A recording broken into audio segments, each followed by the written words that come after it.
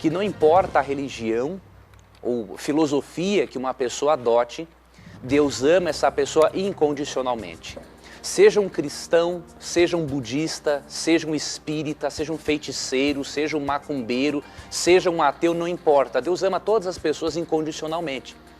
Agora, a Bíblia nos mostra realmente algumas práticas por essas pessoas, por algumas pessoas que Deus não aprova. Então, Deus ama a pessoa, mas Deus não apoia certas práticas. Por exemplo, utilizarmos de magia ou feitiçaria ou qualquer outra coisa para termos sucesso na vida, isso é errado, biblicamente, porque em João 15:5, Cristo fala, por exemplo, o seguinte: eu sou a videira, vocês são os ramos.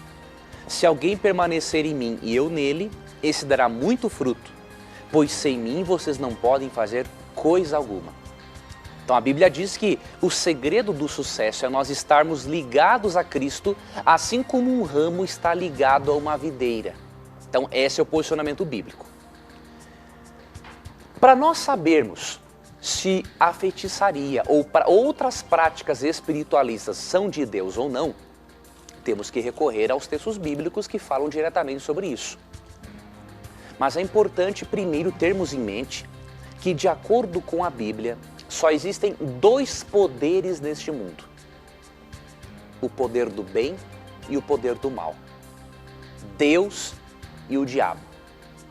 Quando você lê, por exemplo, Apocalipse no capítulo 12, dos versos 7 ao 9, você percebe que realmente existem dois poderes antagônicos e que você e eu fazemos parte deste conflito que existe entre esse poder do bem e esse poder do mal.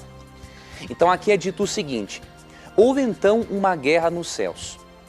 Miguel e seus anjos lutaram contra o dragão, e o dragão e os seus anjos revidaram.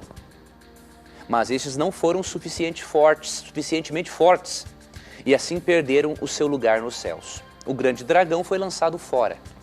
Ele é a antiga serpente, chamado Diabo ou Satanás, que engana o mundo todo. Ele e os seus anjos foram lançados à terra. A Bíblia mostra claramente um conflito entre o bem e o mal, e que existem dois poderes: Deus e o diabo. Isso nos leva a concluir uma coisa, amigo que nos acompanha: que a feitiçaria e o espiritualismo ou podem ser de Deus ou podem ser do demônio. Algo não pode ser parcialmente de Deus e parcialmente do demônio. Então na Bíblia não há meio termo. Existem dois poderes: o poder de Deus, do bem, e o poder do mal, do diabo. E agora nós vamos à Bíblia para percebermos a qual desses dois poderes as práticas de feitiçaria, magia negra, práticas da Umbanda, Candomblé, Espiritismo, se isso realmente vem de Deus ou não. Destaco a você que essa aqui não é a opinião do Leandro, nem a opinião da TV Novo Tempo, é a opinião da Bíblia. Então vamos ver o que a Bíblia diz a respeito dessas práticas. Por exemplo, no primeiro texto que nós podemos aqui acompanhar, que se encontra no livro de Levítico, capítulo 19, versículo 31, a Bíblia diz o seguinte: não recorram a médiuns, não busquem a quem consulta espíritos, pois vocês serão contaminados por eles. Eu sou o Senhor, o Deus de vocês. Quem está dizendo isso é Deus. Ele diz o seguinte: não recorra a médiuns, não recorra a quem consulta espíritos, pois vocês serão contaminados por eles. Eu sou o Senhor, o Deus de vocês. E tem outros textos muito fortes. Por exemplo, você vai aqui para 2 Reis, capítulo 21, versículo 6, e olha como Deus considera a prática espiritualista.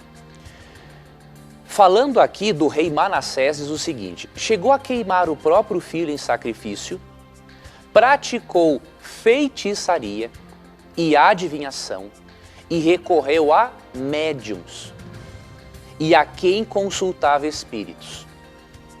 Fez o que o Senhor reprova, provocando-o a ira. Perceba que o texto diz claramente que por Manassés praticar feitiçaria e recorrer a médiuns e consultar espíritos, ele provocou a ira de Deus. E aí você vai para 2 Reis 23, 24, e aí diz o seguinte: além disso, Josias eliminou, quando Josias fez uma reforma espiritual no povo de Israel, eliminou médiuns, os que consultavam espíritos, os ídolos da família, os outros ídolos e todas as outras coisas repugnantes que havia em Judá e em Jerusalém. Então a Bíblia é forte, queridos, nessa mensagem. Ela diz que feitiçaria, necromancia, consulta a espíritos, a Bíblia chama isso, e a idolatria, a Bíblia chama isso de coisa repugnante para Deus. E aí você vai para Deuteronômio 18 e você percebe que a proibição de Deus para que os seus filhos não praticassem esse tipo de coisa é mais direta ainda. Então em Deuteronômio 18, 10 em diante, Deus diz assim: não permitam que se achem alguém entre vocês que queime em sacrifício o seu filho ou sua filha, que pratique adivinhação, que se dedique à magia, ou faça presságios, ou pratique feitiçaria, ou faça encantamentos. Não haja também quem seja médium, consulte espíritos ou consulte os mortos. O Senhor tem repugnância por quem pratica essas coisas. E é por causa dessas abominações que o Senhor, o seu Deus, vai expulsar aquelas nações da presença de vocês. Perceba, querido, que Deus, mesmo amando qualquer pessoa de qualquer religião ou filosofia, Deus odeia as práticas espiritualistas. E agora vamos fazer aqui um paralelo com o que começamos no início. Se existem somente dois poderes, Deus e o diabo, e se Deus abomina, e o texto diz que ele repugna práticas como essas práticas pertencem a qual poder? É óbvio que é ao poder do demônio. Por mais sinceras e amáveis que muitas pessoas que praticam tais coisas sejam, o poder que está por trás daquilo não vem de Deus. Porque de acordo com a Bíblia só existem dois poderes. E eu queria finalizar essa explicação lendo um texto que é um conselho para todos nós, especialmente para aqueles que aderem a esse tipo de prática. Em Efésios capítulo 6, versículo 12, é dito o seguinte: pois a nossa luta não é contra seres humanos, mas contra os poderes e autoridades, contra os dominadores deste mundo de trevas, contra as forças espirituais do mal nas regiões celestiais. Por isso, vistam toda a armadura de Deus, para que possam resistir no dia mau e permanecer inabaláveis depois de terem feito tudo. A Bíblia diz que a nossa luta não é contra seres humanos, mas são contra poderes espirituais do mal.